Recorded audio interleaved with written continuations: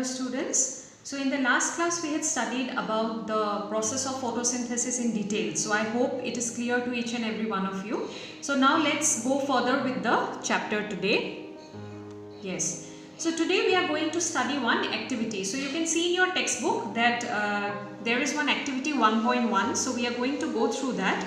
So what does this activity tell you? So before writing any activity, remember that everything should be done in proper steps. Okay, so for this activity you have to follow certain steps. Okay, in higher classes whenever you write experiments there are certain steps, and these steps will be same for each and every activity or each and every experiment. So let's begin with the experiment, then you can understand what are the steps. So the first step is aim of the experiment. So what is the aim?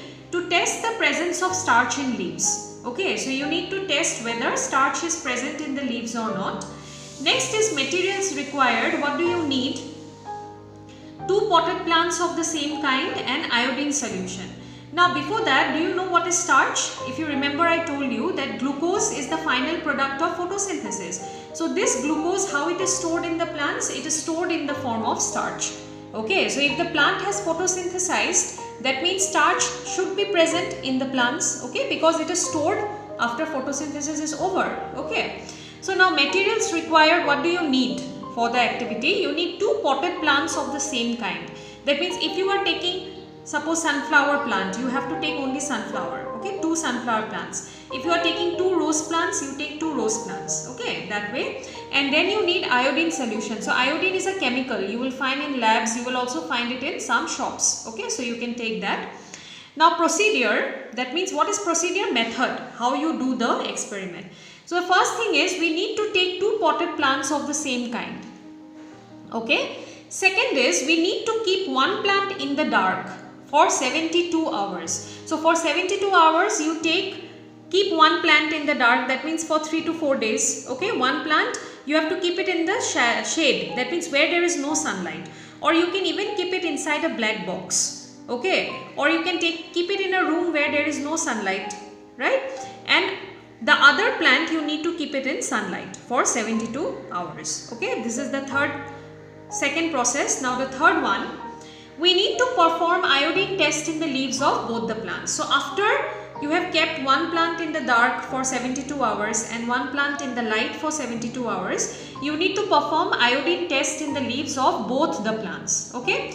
So that means you have to put iodine solution in the leaves of both the plants, okay. Just 2 to 3 drops of iodine solution you pour on the leaves. Now we need to keep the plant which was earlier kept in the dark in sunlight again for 3 to 4 days. Now first you had kept the plant in the dark, okay, that plant after performing the iodine test you put it again in the sunlight, okay, and again perform iodine test on its leaves, right. Now what are your observations? So after procedure, what is the next heading? That is observation. That means after you have done the activity, what is your observation? What did you see? So the plant that was kept in the dark cannot photosynthesize since there is no sunlight, isn't it? The plant which was kept in the dark, can it photosynthesize? No, because there was no sunlight there. Therefore, when we put iodine solution in the leaves of that plant, there will be no change in color. Okay, that means if you put iodine solution in the plant that was kept in the dark, okay, so there will be no change in color, or the leaf may become slightly brown in color. Okay, that means what does it indicate? It indicates that the leaf was not photosynthesizing, okay, because there is no starch in the leaves. Okay, the plant which was kept in the dark, there will be no starch here. Okay, so that is why what will happen is it will become slightly brownish in color, or there may be no change in color. Why? The reason is iodine solution turns starch into blue-black color. So if iodine is present in the leaf will become blue-black in color because iodine turns the starch solution into blue-black color.